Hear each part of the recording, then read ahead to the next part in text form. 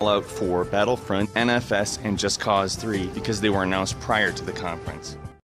Number 10, Gears of War 4. After announcing a complete remake of Gears of War, the Coalition decided, oh hey, let's start a new saga as well. There is some pretty sweet rumors flying around about this, including that there may be LAN multiplayer. Not much is known, but really the game looks slick. Next-gen graphics are definitely kind to the franchise, and we've seen a pretty sweet new monster in this new version of the game. If you're a fan of the original Gears of War, or any of its sequels, I'm sure this is going to be a big deal for you.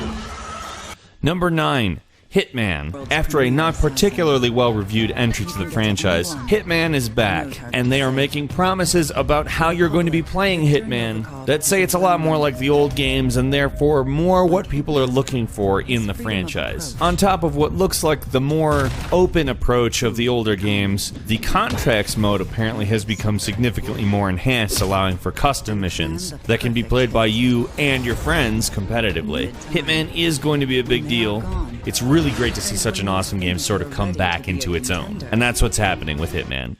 Number 8, Dreams. Dreams is a sort of different animal altogether than what we're used to as games. It's kind of like a Mario paint that dropped Mario and became everything that anyone could ever use to create interactive art. It's hard to explain, but really, you should give the video a look.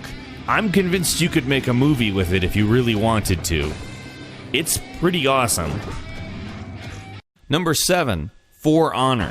For Honor kind of reminds me of Dynasty Heroes, but more of a medieval rather than Japanese or franchise-oriented setting. It's a big fight, however, your team is a lot bigger than in Dynasty Heroes. It kind of looks arcadey, but maybe a little bit more detailed than just that. The combat does look a little bit more deliberate than Dynasty Heroes, but on the other hand, it really also looks like it's kind of a refined take on the idea.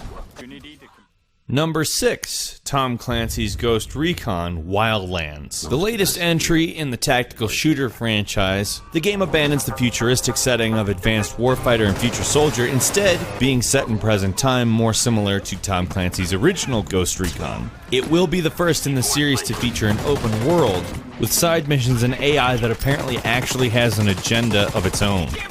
Number 5, Dark Souls 3, impossibly unforgiving, with an approach to storytelling that a lot of people call peppering. Actually, I don't know if a lot of people call it that. I call it that. Dark Souls has given players an impossible challenge since the PlayStation 2 era, and seeing it realized in next-generation graphics makes you realize what an epic, big deal of a game Dark Souls actually is.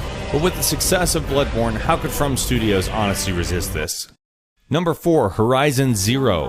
Horizon Zero is a game that shockingly takes place quite a while after the apocalypse. Robots are kind of like animals and sort of what has taken over the world, while people have reverted to a more tribal state. It's kind of like Turok Dinosaur Hunter in third person with robots, and there's nothing about that that doesn't sound utterly fantastic. I want. Number 3, Shenmue 3.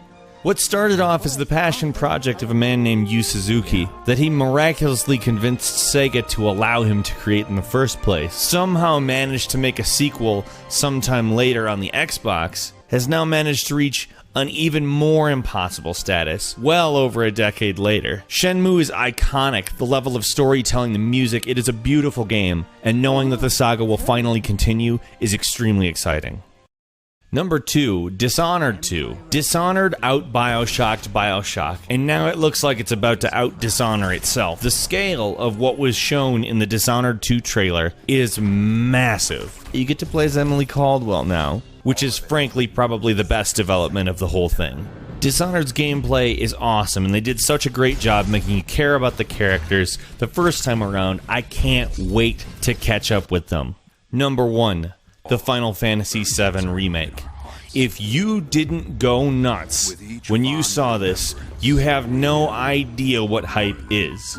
It doesn't matter if you've played it before. This is going to be the biggest thing that has happened in gaming since the original version of the game. We did a full video of speculation on this very game, so if you really want to get in depth on it, go check that out.